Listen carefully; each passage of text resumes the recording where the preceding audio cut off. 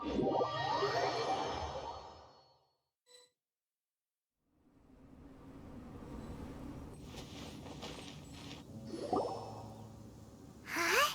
Who is this guy? Allow me to introduce Yozerf. He's Joel's father. Dad, this is that traveler I was telling you about. The traveler's helped me out loads in the past, and this time we even built a snowman together. Joel has told me everything about you. I can't thank you enough. Wow, this is amazing! Wait a second. Why is Cyrus discreetly wiping tears away? And what is Pallid doing here? Pallid is the hero of the hour this time. Go on, Pallid. Tell us what happened in your own words. Okay. The weather was fine on that fateful day, and I had a feeling that Lady Luck was smiling down on me. So I trusted my gut and set off to explore somewhere new, somewhere dangerous. Because where there is great danger, there is also great treasure. Why does this sound so hard to believe? But I had only been away from the group for a short while when I fell down a slope and just started rolling. Uh-oh. Did my bad luck rub off on him when we ran into each other on the mountain? The place I fell to was somewhere I didn't recognize, and I'd sustained a few injuries. I remember thinking to myself, this is the worst luck I've ever had in my whole life. Then I met Yozerf. He'd heard the sound of me falling and came out to see what was going on. Huh? Wow!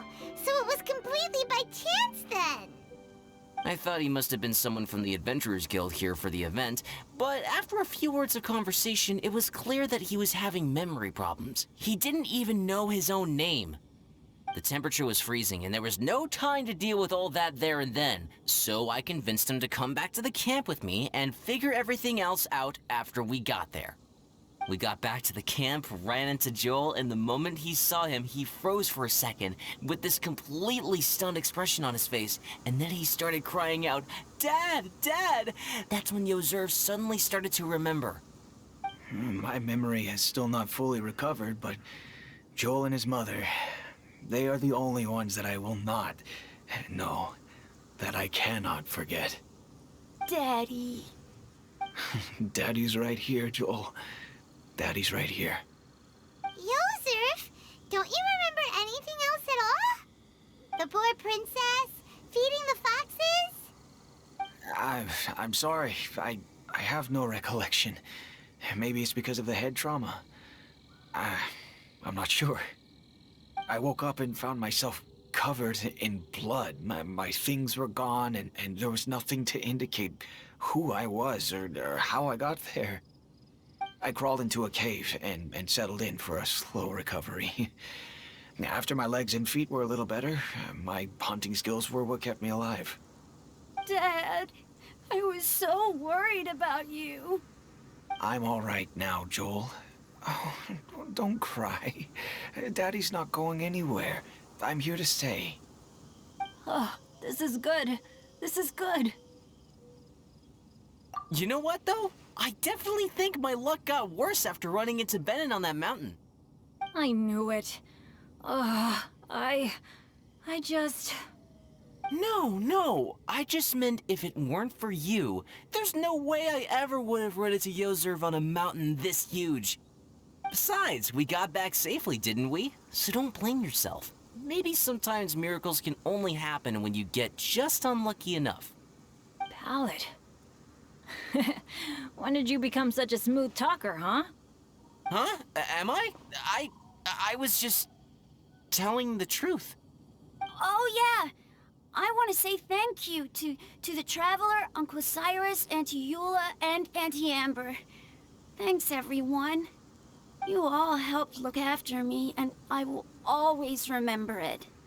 But I guess I can't take the snowman with me, or it'll melt once it leaves Dragonspine. It's such a shame.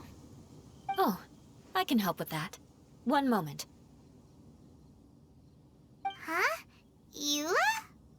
Here, take this. It's powdered rime. Just add it to your snowman, and it will never melt.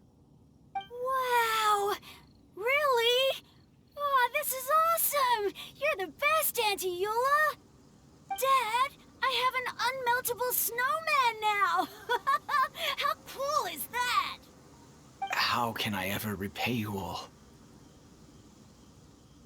Thank you all. Thank you from the bottom of my heart. Dad, I want to go move the snowman. Can we do it now, please? Okay, I'll be leaving with Joel now. I'm sure I'll see you all another day.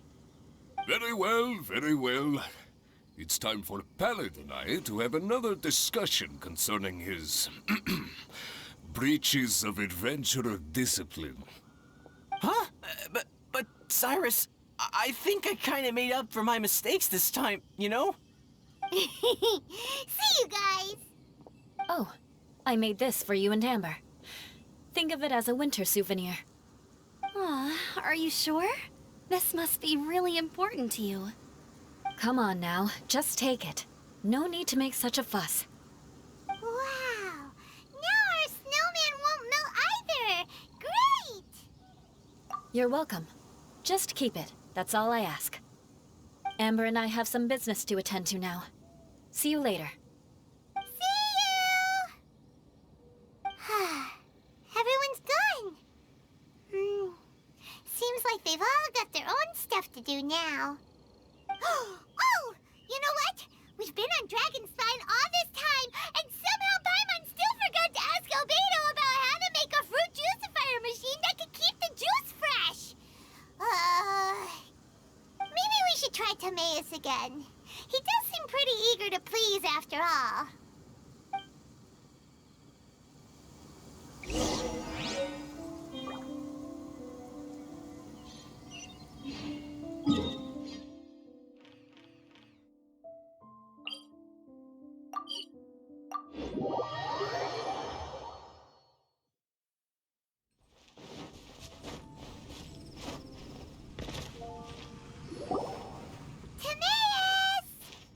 Traveler and Paimon, what can I do for you?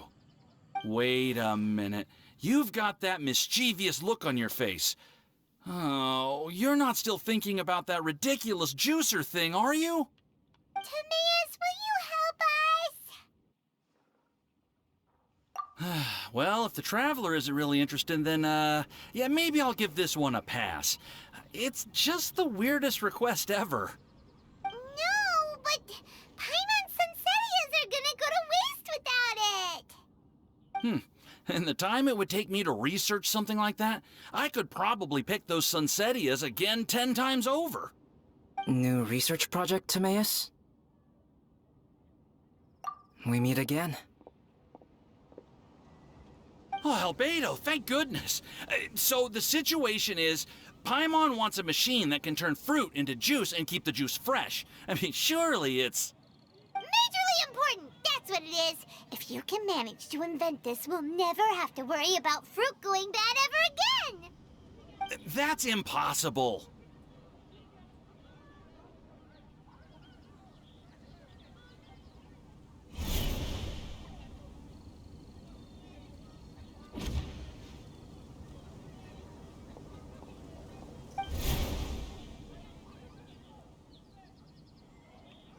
Turning fruit into juice is not hard, but keeping it fresh is more difficult. But if you simply want to keep the fruit from rotting, there are many ways to achieve this. Right, Traveler?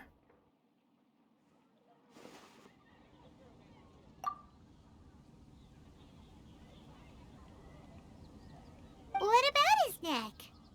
What's wrong? Is there something on my neck? From the look on your face, it's as if you thought I just played a practical joke on you that was in exceedingly poor taste.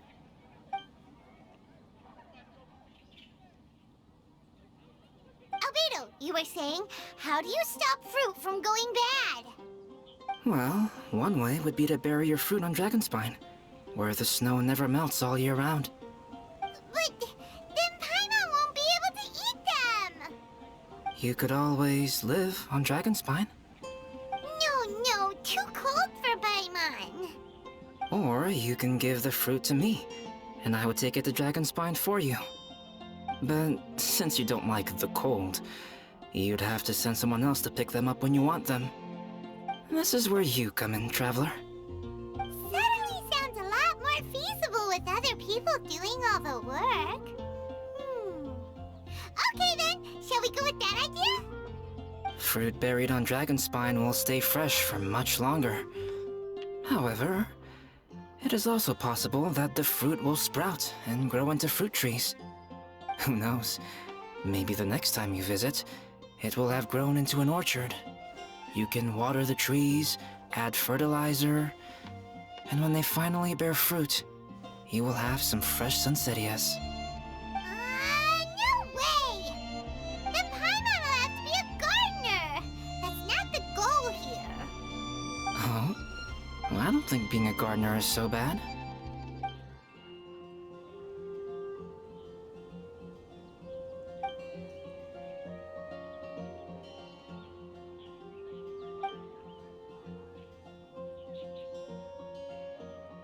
Albedo!